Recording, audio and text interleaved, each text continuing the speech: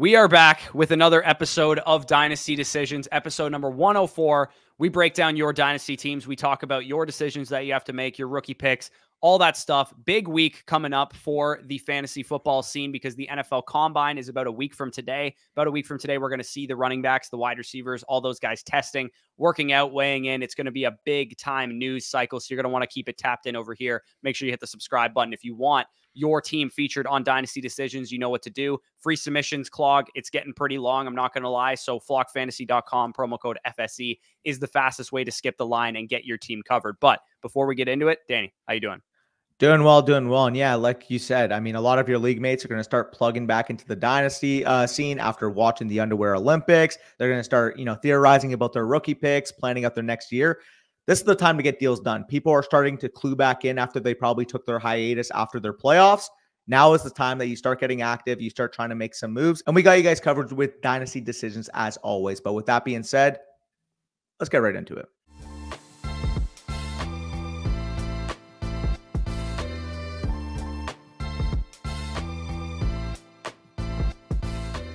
All right, so a quick reminder before we get into the first team here from Brian Jones. Our Dynasty Rookie Draft Guide is live right now. The Dynasty Wall Street Journal 2024 edition has 30 prospect profiles, our top 30 rankings. I just did a massive overhaul and update of my overall Dynasty Superflex rankings and my one quarterback rankings as well. So if you guys are doing startups, if you're getting ready for rookie drafts, best place to be is over on Flock Fantasy. And of course, you do get first priority on these videos when you use the promo code FSE for 30% off. So let's get things kicked off with the first team here from Brian Jones, a 10-team half PPR league, 4-point per passing touchdown, one quarterback, start 8. So very shallow league format, not a lot of depth required in this type of league. Joe Burrow, Tua, Jared Goff at quarterback, Jonathan Taylor, Austin Eckler, Tony Pollard, Najee Harris, and some others at running back. CeeDee Lamb, A.J. Brown, Brandon Ayuk, those 3 top 10 Dynasty wide receivers. Then you got Amari Cooper, Marvin Mims, a couple other guys there.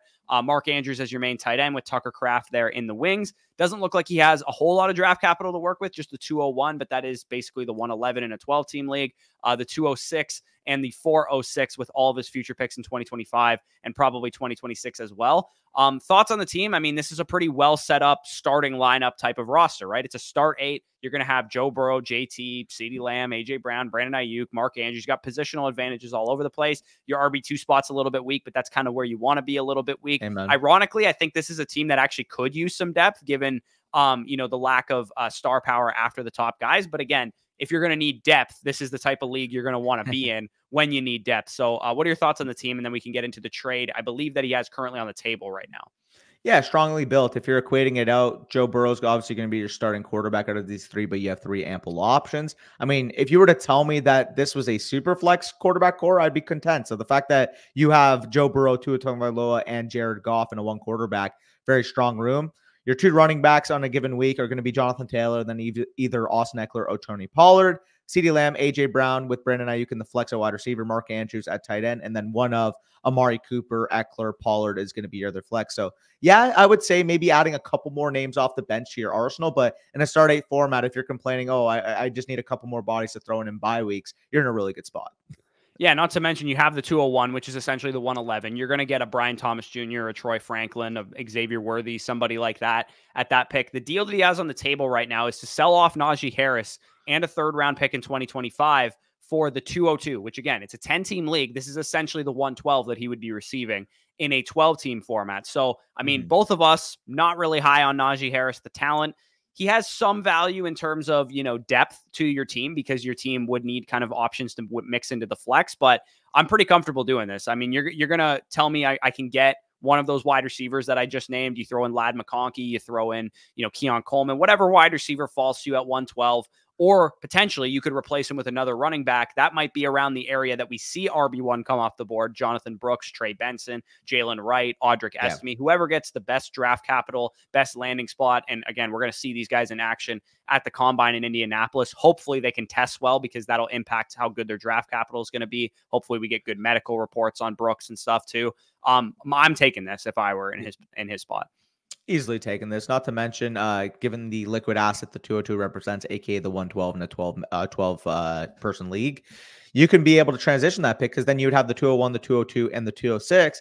If you want to go big fish hunting at that point, I really don't mind either. Like, can you attach Like, would you be willing to attach 202 plus Amari Cooper to go get an upgrade at that position too?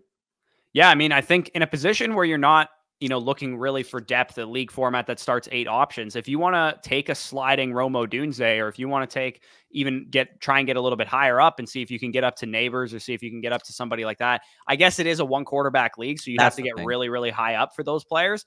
But at the same time, I still think at the 201, you're still going to have options that fall to you at wide receiver. This class is deep enough that, okay, maybe you're not getting Worthy, maybe you're not getting Brian Thomas, maybe you're not getting Troy Franklin, but Lad McConkey's, Xavier Legette's, guys like that are still going to be well available at your early second round picks. So I kind of misspoke on that. You're probably not getting those higher end number 2, tier 2 wide receivers, but you're still going to have some good options. You're still going to have potentially some running backs that you can replenish with. I would still take this trade regardless. And I do think that you're going to be in a good spot to just replenish your depth with this roster, because your starting lineup is very well equipped to just compete again. Yeah, no, I agree. I mean, overall, I think this is a strongly built team. You should be one of the higher end contenders in your league. And you still have your 2025 first, where you have an opportunity in season. Again, start a 10-man league. The top end talent is what matters. If you have an opportunity in season, maybe a star player scheduled to miss a couple weeks, and you can buy low to potentially get a hammer for the playoffs, which I think you should be able to make with this team, you're positioned to be able to do so with that 2025 1 and 2 in dock. Yeah, absolutely. So I think we can move on to the next team here, which is from AJ.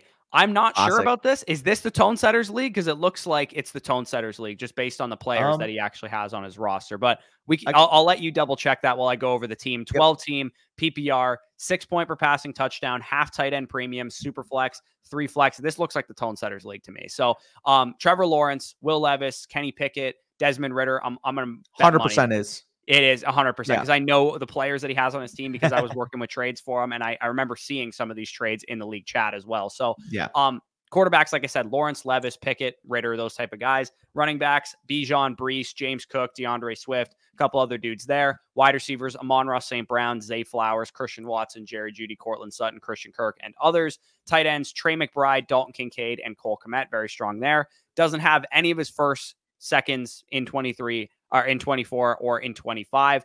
But good news is you got a pretty well-built team. You got a lot of good assets here. So, I mean, he said his wide receiver group is going to either be complete, very good, or complete ass, in my opinion. So let's focus on the wide receiver position, because me and you are in this league. So we know the nature of the market too. Yeah.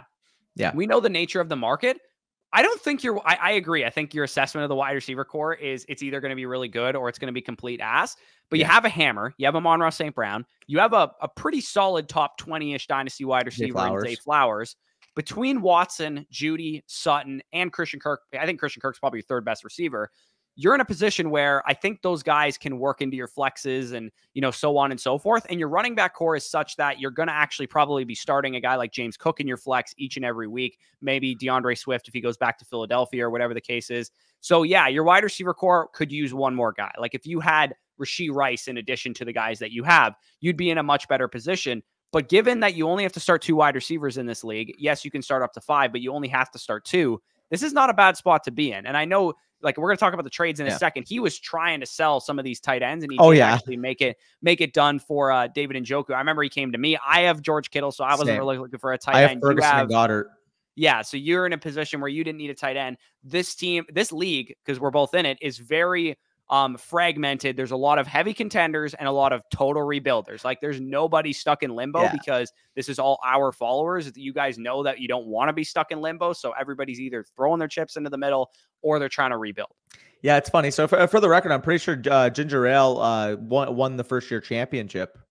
He did. Sure. Yeah, he did win the first year championship. I think he missed playoffs this year, though. So he missed by tiebreaker, I'm pretty sure. Because I remember I ended up winning the championship. I remember looking at who I could possibly play in the second round. I'm like, ooh, like Ginger Ale seems pretty good. Like I kind of, hope he doesn't make it because he's got a strong team that can get hot. And I mean, he ended up missing out slightly. So I mean, overall, you have a well-built team. I already know the league market for the record, the viewers that are watching right now.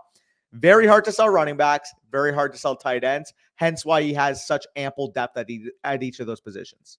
Which is fine. Like, I mean, you can start those guys each and every week. Like, if you go into the season, ideally you would love to fill wide receivers through the flex and have 5 elite options to put out there. But when it's not possible because everybody's thinking the same, Bijan and Breece is the best running back duo in the league, and it's not even particularly close. Like, that's the RB1 and RB3 for value-wise, yeah. for me. Yeah. And for what it's worth, my running back core is probably the second best running back core in the league with Jonathan Taylor, there. Travis Etienne, Saquon Barkley, and Ramondre Stevenson. So I wouldn't discount my own brother with Christian McCaffrey, Kyron Williams, Rashad White. I'm doing pretty good myself. Between the three of our teams, we have pretty much every good running back in Dynasty right now. Your team is going to be filling running backs into the flex occasionally. It is a half tight end premium, so you're going to be using Dalton Kincaid in the flex occasionally. So again, it's annoying that you don't have a better wide receiver core, but you're in a position where your team is still very competitive, and you already have won a championship, which is nice to know as well, because you're playing with house money. And of course, I finished as the 1 seed in the regular season the last 2 years and got bounced round one of the playoffs. I was the one last this year, 2 years. Sorry, no, I was not the 1 seed this year, right? Yeah, I know. I'm just playing around, but I mean, overall, like you said, like this is a very top 5 teams are like heavy contenders. Like bottom 3 teams are like heavy rebuilders in this league. It's like, if you want the 101, you're going to have to completely rip your roster apart. Or if you want to win the championship, you're going to have to assemble a God squad. That's basically how this league works. Because, I mean, you guys have been following us. You guys know how to play Dynasty. It's a really sharp league. And some of these deals you made, to be honest, like if we go through, I really like the structure of these deals. The first one, actually, let's work in chronological order. So the first one we have here was that 10/31. Was that October 31st? Yeah. So he sold off Deshaun Watson. He's been struggling at quarterback ever since selling off Deshaun Watson, but I understand moving off of a risky asset and getting a much better asset in return. 10/31. I mean, we're talking about Breece Hall still coming back from the ACL tear. I think he had gotten he was like a middling RB2 at this point. Yeah, I think he had gotten a couple big workload games, but we weren't 100% sure that he was going to make a full recovery. I was mad when you made this trade. I remember when Breece went for this, I was like, that's a crazy deal. And I already have like a gluttony of great running backs at this in this league, but that's a great move. Deshaun Watson for Breece Hall in the 309. You should have had to pay Deshaun Watson and a 2 at least for Breece Hall straight up. So I think that was a great move for you. Watson, he was kind of on the downslope at that point. You got out before he lost a ton of value. You've definitely won that one in hindsight. Next deal was Javonte Williams and Demario Douglas. You sold off for Christian Watson and Taylor Heineke. You needed a quarterback to get by because you had Ritter. So you kind of needed to stream quarterback a little bit. In hindsight, a little bit of a panic move. You probably should have went for someone a little safer. If you were going to sell off Javonte Williams, going after maybe somebody else would have been a better idea. But you were buying low on Christian Watson here. I think process-wise, this was probably a good move. In hindsight, Javonte's worth more. He's probably the best asset in this deal. And Demario Douglas has gained value since then. Yeah, I mean, Demario Douglas obviously had a solid spurt in the season. Looked like a gem in the NFL draft for the Patriots. So, yeah, I mean, this one didn't really materialize too well, but I would say you more than made up for it with the Breece Hall deal. And this deal recently he just made, Jalen Waddle and David Njoku, he gave away in exchange for Zay Flowers and Will Levis. Now, like I mentioned before, the context here is, I mean, you guys see the tight end core he has. Trey McBride, Dalton Kincaid, Cole Kmet. He also had David Njoku. He did not need David Njoku in this roster, not to mention that it's very hard to sell tight ends in this league. So being able to move off Jalen Waddle and David Njoku for a young quarterback, which are very valuable in this league, and Zay Flowers. Now, I get it. You prefer Jalen Waddle over Zay Flowers, but realistically, the gap isn't too big. And going from the asset of David Njoku to a young 24-year-old quarterback, I think is sharp in this format. I really like this deal for him. Yeah, I mean, you're taking a risk, obviously, because I think today, right now, Jalen Waddle is a better player than Zay Flowers. David Njoku at his position is a better player than Will Levis at his position. So you're taking a risk from that perspective. Given your team's tight end core, given what you had to deal with at quarterback, I understand why you made the deal. It just sucks losing a guy like Jalen Waddle, who at this current point in time is the best asset in this deal, but I understand why you made the deal. Yeah, like for what it's worth, I think Jalen Waddle in Dynasty is about a mid-range wide receiver 2. Zay Flowers probably a low-range wide receiver 2. So, I mean, if Zay Flowers goes out next year, has 1,000 receiving yards, 8 receiving touchdowns with Lamar Jackson insulated long-term, I think you can make the case that you take him over Jalen Waddle. Yeah, and if you offered me Zay Flowers in a 2 for Jalen Waddle in a 3, I would take Zay Flowers in the 2. Like, it's that small of a difference between the two guys. So, yeah, really like the moves that you've made so far. Yeah, your wide receiver crew is a little bit shaky. I'm actually kind of in a similar position as well because I had to sell off Devontae Adams to you. to be able to recoup the 107 and Travis Etienne and that McCaffrey deal that we made last year. But I do have the 107 to make some moves at wide receiver if I want to sell that for a pick, sell that pick for a player directly, or if I want to, potentially get. I mean, it's probably going to be Brock Bowers. Knowing our league, everyone's going to just let the tight end drop, and I won't get Rome Odunze, but hopefully I can get Rome Odunze at that pick. Regardless, your team's in a good spot. Good luck trying to beat either of us, but your team's in a good spot, and we should be good to move on to the next team here, which is actually from Bailey K. 12-team PPR league lineup format, 6-point per passing touchdown, 1.5 tight end premium, super flex league as well. Stroud is the main quarterback, not much else going on there. Chase Brown, Roshan Johnson, very zero RB, probably spent some mid-round picks on them last year. Garrett Wilson, JSN, Hollywood Brown, Elijah Moore at wide receiver, McBride, Tucker Kraft, Kyle Pitts at tight end. So very good tight end core. Oh yeah. Loaded in terms of draft picks. I'm going to move us here just for a second, just so you can see the draft picks that he has. He does have the 101, the 103, 107, 108, 111, 201, 207, 211, 212, litany of third rounders as well. And then all of his future draft picks in addition to that. So pretty well-built team. You got some solidified top assets at quarterback, at tight end, and at wide receiver. And you're going to be adding, in a super flex 12 team start 10, you're going to be adding Caleb Williams for sure to this team. At 103, you can add your quarterback 3 to this team. You could potentially get Marvin Harrison at that point in time. 107, you should get the last of that top group. Hopefully it's not Bowers for your sake, because you already have a loaded tight end core. Hopefully Odunze falls to you. At 108, again, maybe that's where you go with quarterback 3 on your team. JJ McCarthy's getting first round buzz. Bo Nix is getting some first round buzz here and there. Or you just grab one of those top receivers, Xavier Worthy, Brian Thomas, Troy Franklin. Same goes for that 111, 201, and those type of picks. And then 207 on, I mean, you're taking stabs and dart throws at sleeper wide receivers. You're taking stabs and dart throws at running backs with good landing spots and good draft capital.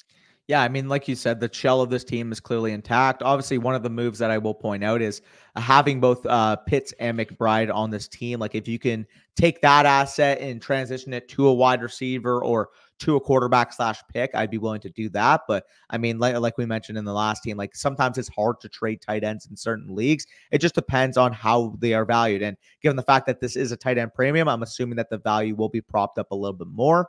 Like you said here, he says, do I punt again or do I try to make moves to compete? He almost wants to try and secure Marvin Harrison and Malik Neighbors, but the quarterbacks are making it difficult. As much as I love both those wide receivers, I do think you need to draft a quarterback with at least the 101 or the 103. Whether you want to take Marvin Harrison Jr. and get Drake May at 3, that's fine. Whether you want to take Caleb Williams at 1 and get Malik Neighbors at 3, that's fine. But I do think at least one of those picks has to be a quarterback. And because you have Stroud, I wouldn't drop 2 quarterbacks, but because you don't have anything after, I absolutely have to secure 1. I would be okay drafting 2 quarterbacks in this rookie draft if one of them is 107, 108, or 111, and it's McCarthy or Nix. I wouldn't probably take Caleb Williams and Drake May 101, 103, like you said. Agreed. I would, if you're on the board and somebody wants Drake May and they want to, come up and get him, and you're willing to just take Malik Neighbors there, then slide down a pick or 2 and take Malik Neighbors where you can get him if you can. You also, hypothetically, could try and get up and secure both of them, like you said, by taking the 108 and the 111 and seeing if the guy with the 104 will give you the 104 for the 108 and the 111, or vice versa. Like, however you got to finagle it, you have tons of picks to be able to work out a deal that makes sense for both sides. So if you can do that and secure 101 Caleb Williams, say Marvin drops to 103 because 102 takes Drake May or Jaden Daniels, and you can grab Marvin Harrison at 103 and Malik Neighbors 104, then you're in a great spot at that point.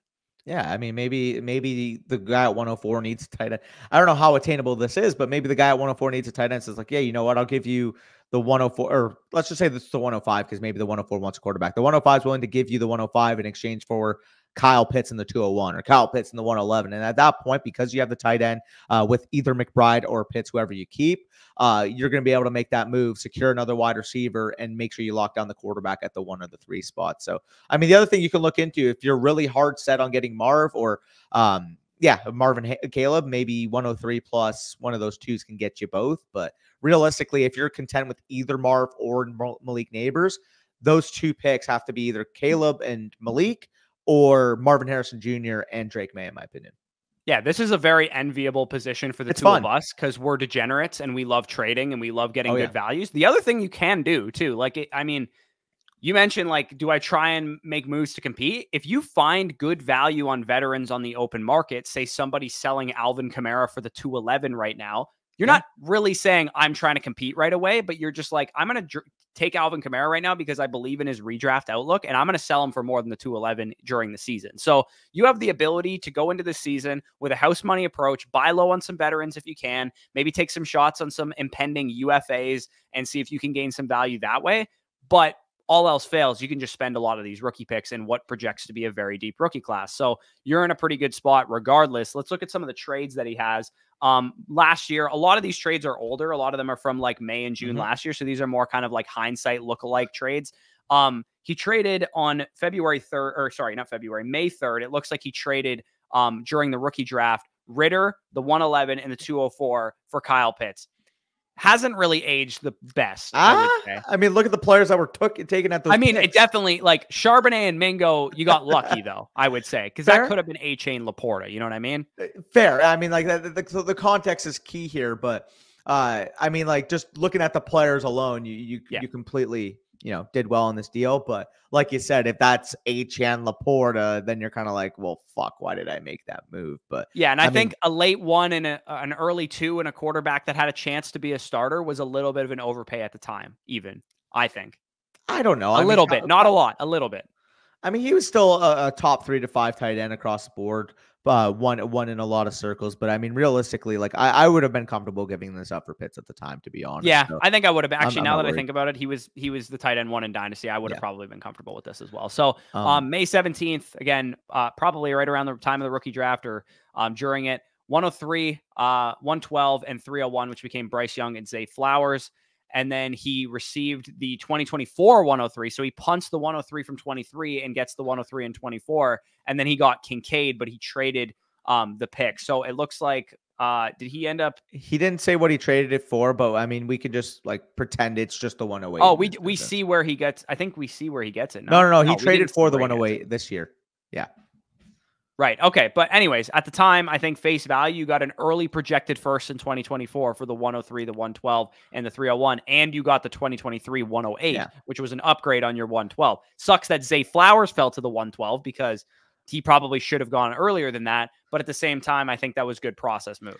Yeah, and I mean, like, as much again, we had Bryce Young over CJ Stroud, so it is lucky in this deal that this is Bryce Young and not CJ Stroud. Because if you replace CJ Stroud and Zay Flowers in exchange for the 103 and Dalton Kincaid, then at that point you're like, okay, well, fuck, I kind of got rent. CJ Stroud is a first round pick. Zay Flowers probably going in the 4th round, 5th round area in a lot of your guys' drafts. But with Bryce Young now, you can say the fact that the 103 asset, no matter who it is, whether it's Marvin Harrison Jr., whether it's Drake May, and if you're completely lucky and that somehow ended up being Caleb Williams, which would be heavily unlikely, one of those assets is going to be valued more than probably the other side on its own. So the fact that you also got the 108 has materialized very well.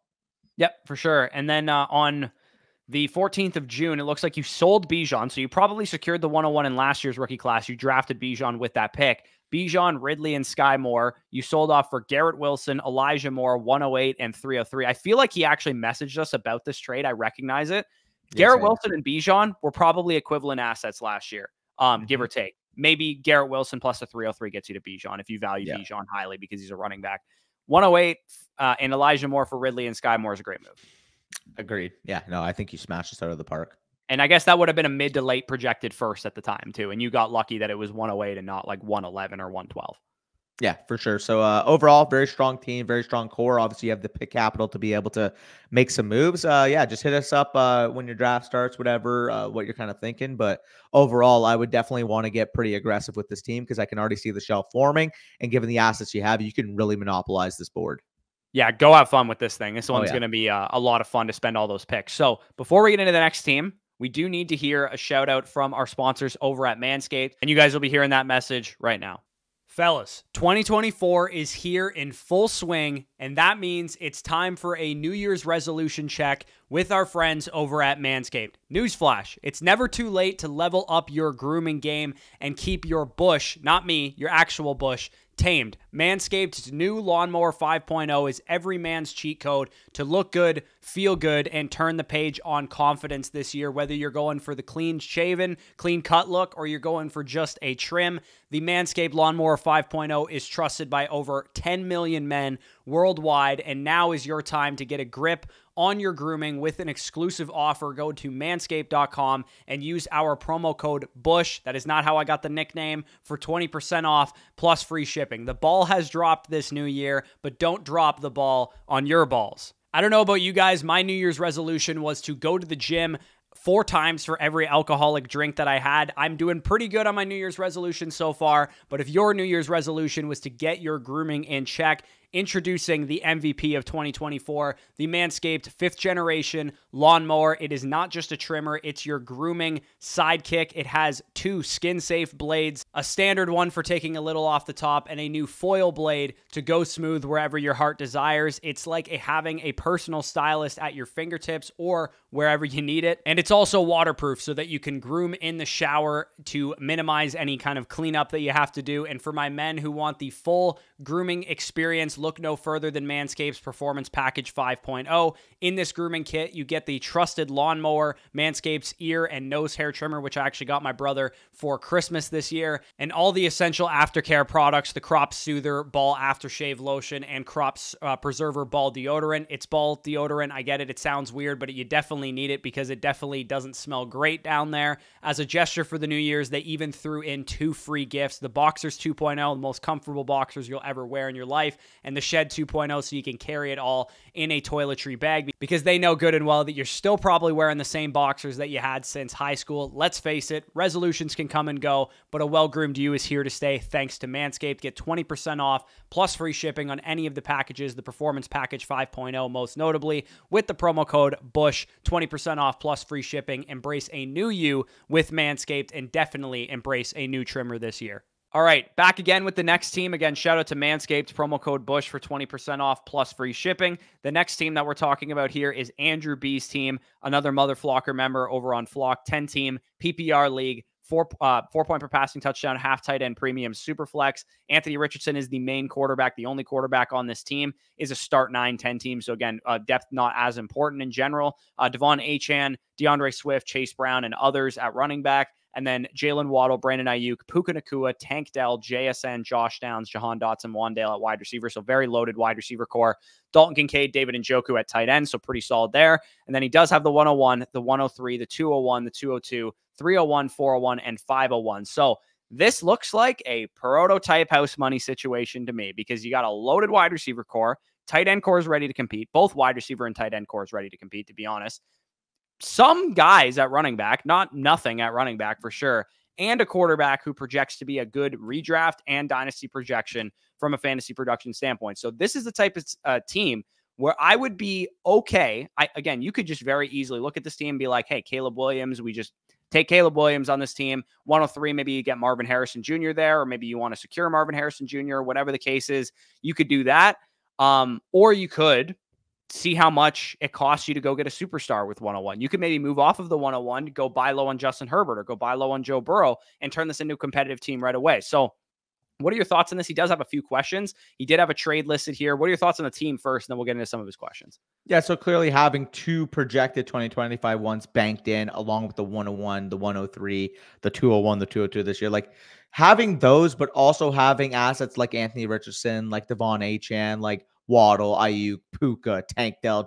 Like this team is in a phenomenal spot. And I understand it is a 10-man start 9 league, so the firepower is key. But like you said, I mean, you're in a position to be able to make a move for those type of hammer assets. If the CeeDee Lamb owner is willing to, package him into multiple assets, you have the assets to be able to make a contending offer.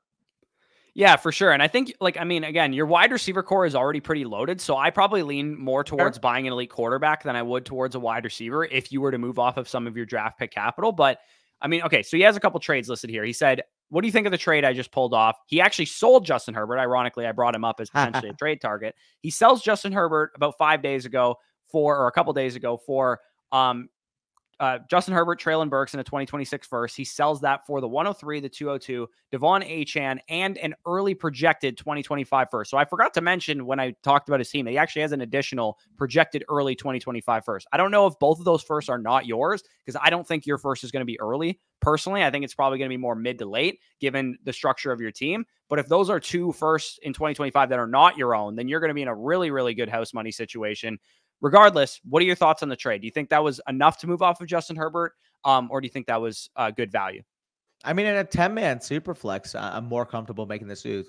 12-man super flex at one point, like, okay, maybe at this point I keep Justin Herbert given the team, but 10-man, I'm more than comfortable taking this type of value because if you're equating it out, 103 is probably going to be Drake May / Marvin Harrison Jr., which, I mean, Justin Herbert's going to be the 107, 108 in a lot of your startups. That pick, the 103, is probably going to be going in the mid-second round. So if you're equating this to startup value, Justin Herbert's going to be there, 2026 first, in exchange for the 103, which is going to be a mid-second. Devon Achane, which is probably going to be, early fourth-round pick in a lot of your guys' leagues. 2025 early first, which, I mean, if we're equating forward, 2024 early first are going within the second round. Maybe 2025, less desirable class. You know that's still going to be guaranteed to be, at minimum, a top 30 overall valued asset. Probably going to be higher as the buzz starts kicking in for guys like Luther Burden or whichever quarterback type emerges. And then the 202 is absolutely nothing to sneeze at in this class too, because you might be able to get the RB1 or RB2 off the board at that pick. Yeah, great return. Honestly, a nice diversification of assets. You get a top 10 dynasty running back. You get a projected early first in a very high-end running back class too. So you might get RB1 off the board with that pick. Given your team structure, if you're a house money team and you want to add some running back firepower next year, you got 2 potential early first rounders to do it in a class that projects to be very good at the running back position. So I actually really like the trade. Honestly, I don't want to sell high-end quarterbacks often, but when you get a return like this, I think this was a great move. He does say if the rookie draft was today and you or me, and I feel like with people who have the 101 and 103, we're going to get this question a lot. Would you just take Marvin 101 to secure Marvin and just take whatever quarterback falls to you at 103 is basically his question. Or is Caleb that much better than Drake May, Jane Daniels, and those type of guys that you want Caleb Williams? The easy answer before you say anything is, what is 102 going to do with their pick? Exactly. I mean, if you have a good thought that, oh shit, the 102 has one starting quarterback, like let's just say it has Dak Prescott, Sam Darnold, Trey Lance, like that's its quarterback core. It really needs to add another quarterback. Then at that point, it's like, okay, well, let me just take Caleb Williams and force his hand. Is he going to value Jaden Daniels, Drake May ahead of a guy like Marvin Harrison Jr.? Is he just going to take Marvin Harrison Jr. to where maybe at that point, if he takes Marv, you can say, hey, I just got Caleb. If you're willing to add a substantial bit to on top of Marv to get Caleb, we both know you need a quarterback. Let's make a deal. So by taking Caleb, pushing his hand, if you know he needs a quarterback, you may be able to get Marvin Jr. plus. You may be able to get Marvin Jr. plus at least a second, possibly a couple seconds to get that deal done.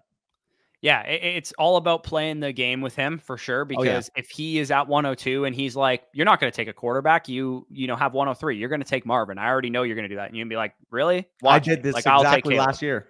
Exactly. Watch me. I will take Caleb Williams because I know you want Caleb Williams at 102.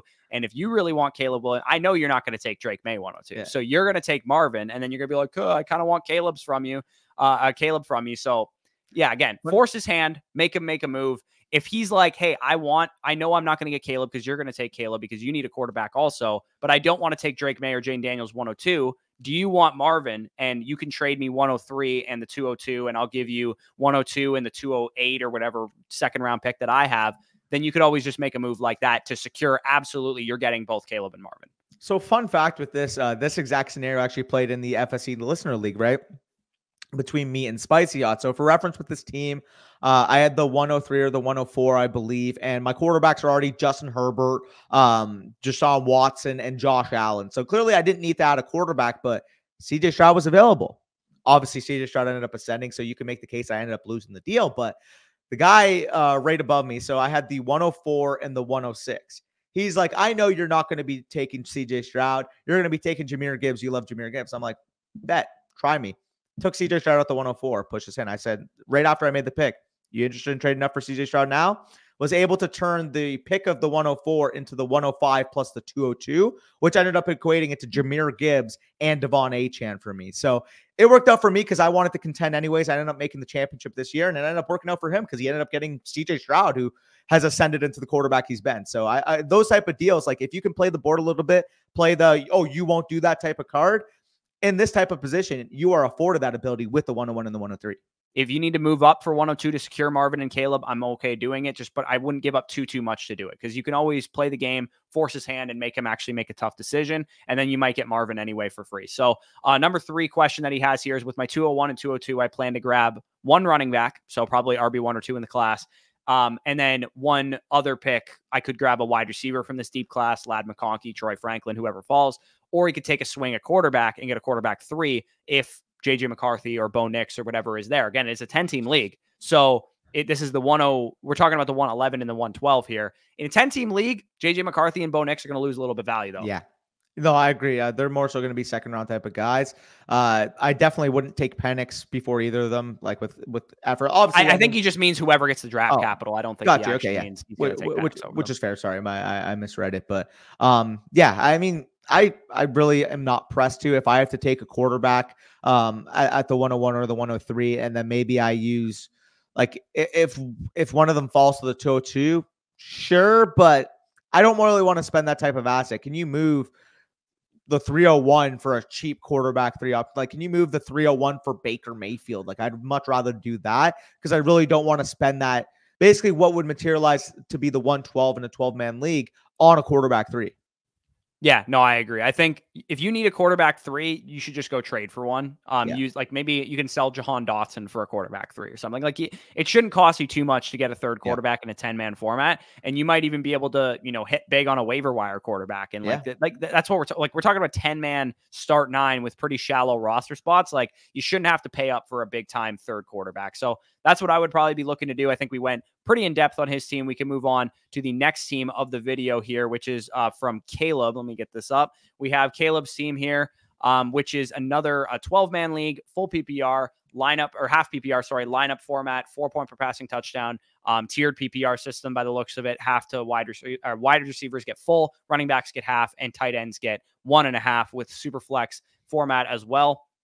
Jordan Love, Bryce Young, a couple other guys. Jahmyr Gibbs is the main running back. Not much else to speak of there. Jamar Chase, Drake London, Jackson Smith and Jigba, Calvin Ridley, Dontavian Wicks, Jacoby Myers, and others at wide receiver. Tight end core pretty barren with Noah Fant and some other dudes there. 2024 picks, he does have the 105, the 111, 208, and so on and so forth. And then it looks like he has all of his future picks, including an extra 2026 second rounder. So I would say this is one of those teams where you're a little bit more of in a tougher position, right? You got some great assets. You have, Jordan Love, Jahmyr Gibbs, Jamar Chase, Drake London. Those guys are all good assets, but you are lacking depth of assets. You are lacking depth of firepower, and your picks, while they're good, 105, you're probably going to secure a quarterback or Malik Neighbors or somebody like that. With that pick, 111, you could take another shot on this great wide receiver class, build out some depth there. Maybe 111 is a point in time where you can get a JJ McCarthy or a Bo Nix in a decent landing spot to add to third quarterback. What are your thoughts on this team? Yeah, that's what I was going to point out. So the 105 kind of opens you up, right, where you take best player available. If 3 quarterbacks go within the first 4 picks, you take Malik Neighbors. If 2 quarterbacks, 2 wide receivers go in those first 4 picks, you take whoever falls between Drake May and Jaden Daniels. So you're at least adding 1 quarterback to this team with Jordan Love, Bryce Young, and whether that's Drake May or Jaden Daniels. Or the other way, if you end up Malik Neighbors at the 105, is see if it's 111 plus the 208, you can move up to the 108 if JJ McCarthy goes 8th overall to the Atlanta Falcons, or maybe the Vikings trade up and he goes 6th overall to the Minnesota Vikings. Like that, I would be willing to do that. Those are the 2 directions I would go, because I do think you need to leave this rookie draft with at least 1 rookie quarterback. Yeah, I agree. I also wouldn't be opposed. Let's say the quarterbacks are going highly and Brock Bowers starts to slide. That's another guy I would be willing to trade up for from 111. If you can go 111, 208 for the 108 or something, and Brock Bowers is still on the board, you should do it, because you don't really have a tight end right now. It's a tight end premium, and Brock Bowers shouldn't be on the board at that point in time. So I wouldn't consider Bowers at 105. I think that's a little too early, just given that, Neighbors or one of the quarterbacks will be on the board. So I would say keep an eye on Brock Bowers, his value during the rookie draft. Question I got for you. So this says there's a 0.5 wide receiver premium and a full point tight end premium. Hypothetically, I mean, people in this league might say, oh, well, the tight end premium, he's pretty comparable to Malik Neighbors as a prospect. Maybe they view, Brock Bowers, generational tight end, Malik Neighbors, top 10 overall wide receiver talent. It's in the range of outcomes where he goes above Malik Neighbors, and you have to make the choice between Neighbors and Jaden Daniels at that 105 pick if both are on the board. In that instance, like, what would you do? Would you secure the quarterback with this construct, or would you just take best player available? I have Malik Neighbors graded higher on my scale, therefore I will take Malik Neighbors. How would you play this?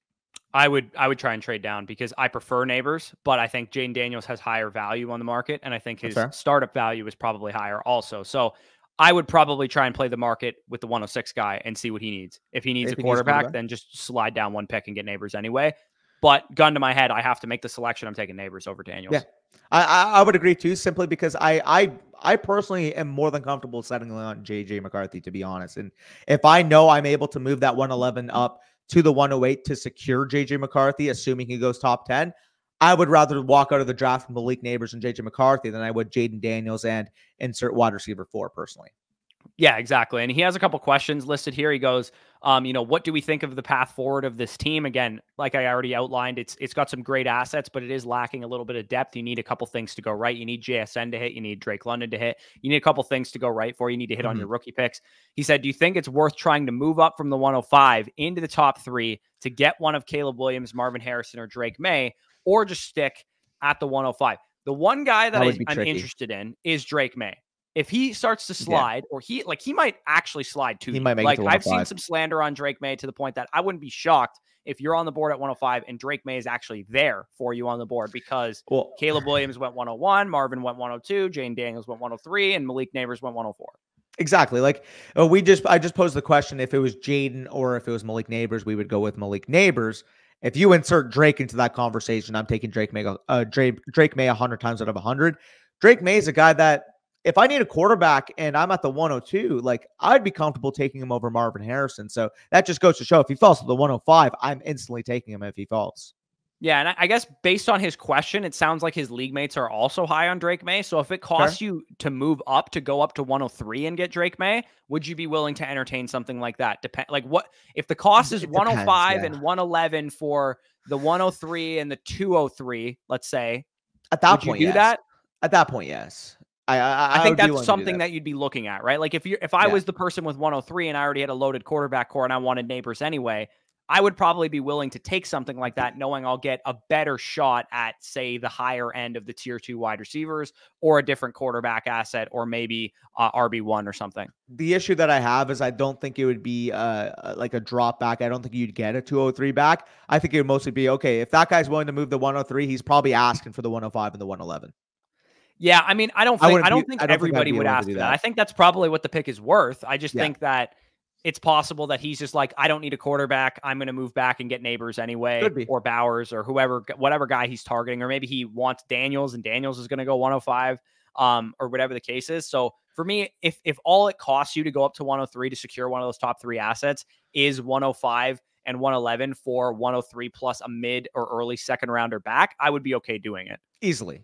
I would be hard pressed to see somebody willing to throw in a 2 back if you say, I want the 103, because they're going to know you want that pick for a reason, because you probably view a tier break from 3 to 5.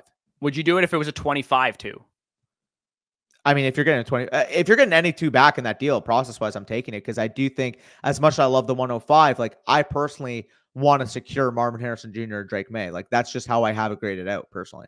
Yeah, no, I agree. I think this is a fun discussion, right? Because I mean, tons of you guys are going to have questions. Do I move up? Do I move down? And when we actually, like, post-draft especially, but pre-draft too, we're probably going to talk about a lot of what we would do with each pick and how we would navigate the board depending on an example of team needs. Somebody suggested we do a video like, hey, can you go through scenarios with the 101, whether you need a quarterback, whether you don't need a quarterback, you need assets. Like, and I think that's a great idea for a video. I think it's probably useless to do that now, pre-draft. But if you guys have your rookie drafts pre-draft, then definitely comment that down below. I think it's actually a more useful video post-draft when we know where everybody went and all that kind of stuff. But he does also have the intention, he said, to shop Calvin Ridley, shop Jacoby Myers, depending on what happens in free agency. Makes sense. He does say he has 2 trade offers during the season, and he liked the value at the time. So on November 5th, he sold Romeo Doubs and got the 208. I think that was a pretty good deal. Not much else to say to that. Jamison Williams, he sold for Jacoby Myers in a second. Again, I think Jamison Williams isn't even worth a second by himself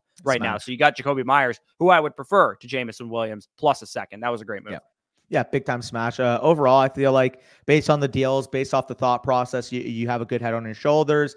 Update us with how the team ends up materializing, what type of deals you can do. Like I said, or like we said, if you can move up to the 105 to the 103 and it doesn't cost too much, I'd be willing to do that, or vice versa. If you pick at the 105, whether it's a Drake May or a Malik Neighbors or a Jane Daniels, then if you miss out a quarterback on the 105, say it's Malik Neighbors, I'd be willing to use the 111 plus maybe the 208 to go up and ensure I get JJ McCarthy, assuming he gets the top 10 draft capital, because I do think he'll be pretty set within that top 8. Yeah, absolutely. So we can move on to the next team here, just so we don't go too long on this video. We do have Mikey T's team here, 10 team, half PPR, 1 quarterback league, start 8. Again, very shallow league format here. Justin Fields is the main quarterback with Bryce Young in the wings. Devon Achane, Roshan Johnson, Tajay Spears, Kendre Miller. A lot of upside, a lot of obviously rookie running backs from last year's class. So he probably had a lot of picks last year. Jamar Chase, Chris Olave, JSN, Wan'Dale Robinson, Jonathan Mingo. Other guys there, tight ends, Kraft and Freiermuth and Likely. 101, 201, 202, 301, 307, and 401. Looks like he finished dead last in this league with the picks that he has. Doesn't have his first in 2025, which is a little concerning for me, but it looks like he's maybe aligned his winning window that if he spends these picks, he can try and compete this year. I don't know why you don't have your first. We'll talk. You'll see it in a second. I saw the trade that he made for it. I think it was a shaky trade to begin with. But what are your thoughts on the team? Do you think, knowing the context that he doesn't have his 2025 first, he could maybe turn this thing around after this year's rookie draft and maybe try and make a run? It's just tricky in a 10-man start 8. I gotta assume that people have more firepower up top, because I mean, if we're equating a tight end and quarterback, you're going to be among the worst in your league probably. Yes, and then outside of Devon Achane, there's a lot of questionability at the running back position. And I mean, even at wide receiver, like, you have firepower at the top with Jamar Chase, Chris Olave, JSN, but plus Marv. Plus Marv, right? Obviously, I didn't even realize the 101, but like those 4 guys, I mean, they should be your 2 wide receivers and 2 flexes any given week. Hence, at that point, okay, if any of them have a bye week and any of them get banged up, do I really have an insurance plan? I don't really know how I feel about Demario Douglas, Rashid Shaheed / Mingo / Wan'Dale filling my flex on a amount of weeks. Yeah, this is the trade. Well, we'll get into the trade here in a second. You had an opportunity to stay the course here, and I think you jumped the gun a little bit. He does say, I tanked last year by trading away a lot of assets. I gained a lot of draft capital for this year's class, knowing it was very deep. Could use some draft capital on trading for a running back. He said, again, get out of that mindset. You're probably not ready to do it yet. And he said, I'm pretty set on taking Marvin at 101. Duh. I mean, it's a 1 quarterback league. Yep. Marvin's like undisputed 101. He's like, I want to give Fields another year, especially if he gets traded. I feel like I can hit on a few picks this year. And if some younger guys in my roster step up, I can contend. I agree with you, but it's a far fetch in a start 8-10 team. If you were in a 12 team, start 12 or whatever, then it's a little bit more stomachable saying, hey, I can compete if things break right. But when you're in a start 10 or a start 8-10 team league, you can't be in a hoping and wishing mindset. You need your starting lineup to be loaded.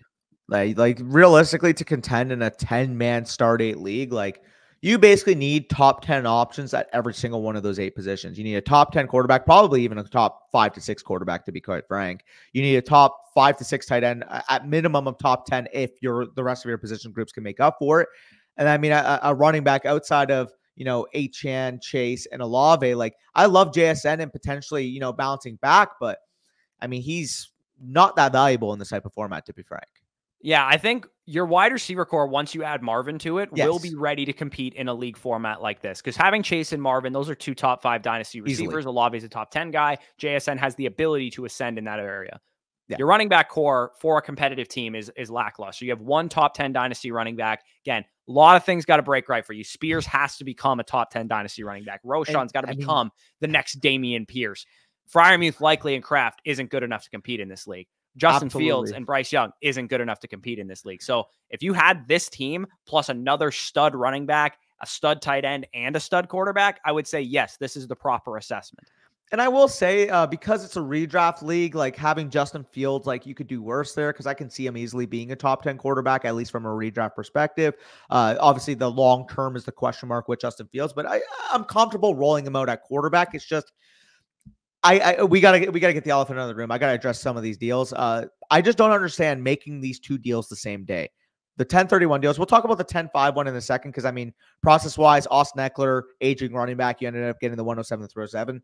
Not complaining, especially considering the fact you traded the 107 to get Devon Achane. I like that deal. Let's focus on these next two because I don't understand making them a concession. Like, you trade away your 2025 first for Tajay Spears, which would symbolize that you want to contend. But then you trade away Devontae Adams for Algier in the 202. Like, it just feels like a disjointed type of pair of trades where it doesn't really have a direction to me. Yeah, you bought, like, and especially on October 31st, like, Tajay Spears was not worth a first-round pick on October 31st. No. And he's barely worth one now. So why you made this deal with a first-rounder, especially with the 101 this year? Move. Like, it's a one quarterback league, but, like, again, it's also a 10 team. So it's like it's a more valuable pick inherently because there's less teams in the league. So you overpaid for Tajay Spears, point blank.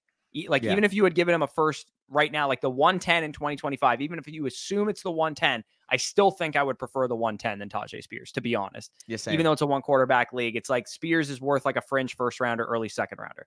Devontae Adams is absolutely worth more than that, especially during the NFL season when he was putting up good production. You got fleeced on the Devontae Adams. A 202, again, essentially it's the 112 in a 10-man league, but it's a one quarterback to 112. You got fleeced on the Devontae Adams. It's just like if we're like comparing assets here, you basically gave up a 2025 first, which again, I don't know if you tanked for the 101 this year or whatever the case may be, but you got the 101. I don't know. I'm assuming there's better teams in your league from a contending standpoint. Let's just call that 2025 first a mid projection. 2025 mid first and Devontae Adams, and all you can really speak for it is Tajay Spears, Algier, and a 202. Like, you need to be getting more for those aspects, point blank.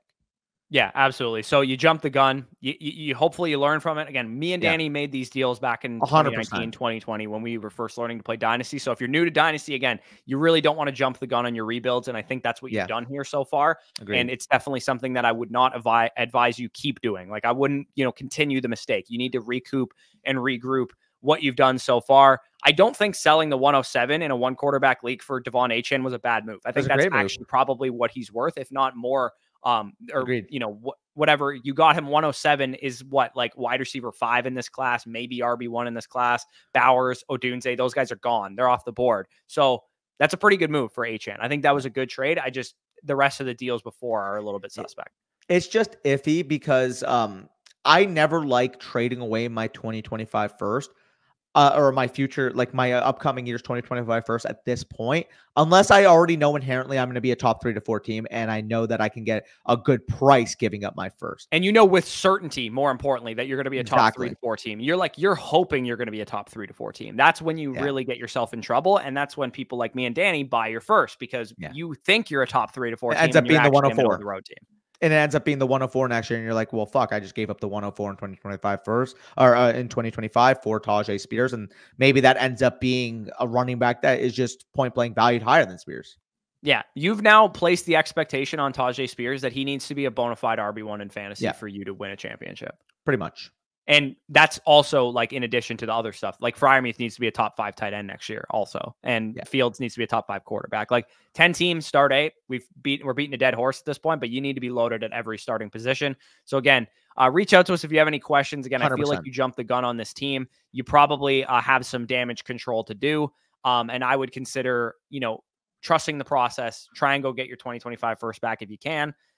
See what you can do with your running back core as well. Yeah, 100% agree, and we can move on to the final team now, and that is going to be from Tim. So, Flock, remember, he said right off the bat, just for context here, in terms of the deals, he feels like he made a good trade in October, bad trade in January. He was trying for a late first or early second for Najee, but this was the best offer he can get. We'll get to the second question in a second, but overall, we can go through the team. What are your thoughts on it, and kind of break down what direction he needs to go? Yeah, so it's a 10-team super flex standard format. So quarterbacks are going to actually have a lot of value in standard in a super flex league because, position players are undervalued, especially wide receivers. Lineup, 6 point per passing touchdown also adds to the quarterback position. There is a wide receiver premium though. So it is it looks like a full point PPR for wide receivers or maybe half PPR. I'm not sure exactly, but it does look like they've done something to balance the wide receiver position. Anthony Richardson is the main quarterback, doesn't really have a quarterback too with Kenny Pickett there. Spears, Gibson, these guys are all kind of upside plays. JSN, Pickens, Tyler Boyd, and some other guys there. McBride is the main tight end. 101, 102, 202, 206, 208, 209. Extra 1 in 2025. So again, pretty shaky roster right now, especially for a 10-teamer. You got Richardson, you got JSN, you got McBride, you got Pickens, you got Spears, and then not really much else. Yeah, I mean, the 101 and the 102 here are clearly going to help. You're going to be able to add Marvin Harrison Jr. You're going to be able to add Caleb Williams to pair next to Anthony Richardson and Kenny Pickett. Like, you have a couple like cornerstone type of assets being added to this team. So if you were to slate it above, you have two like strong quarterbacks in this format. You would have a really, really strong wide receiver with a couple decent options. But like Corey said, like, you still have a lot of work to do to be able to field a proper competitive team, in my opinion. Do have a couple trades listed down, but I'll get your thoughts on the overall question of what direction he should go in. Yeah, I mean, you're at a point. These are tough.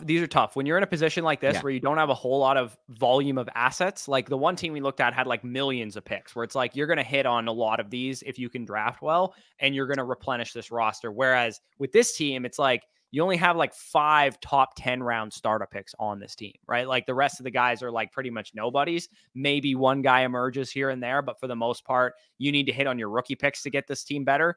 And you don't have the volume of rookie picks that would, be a quick turnaround, for example. So yeah, trading down and picking up players, not also a horrible idea either.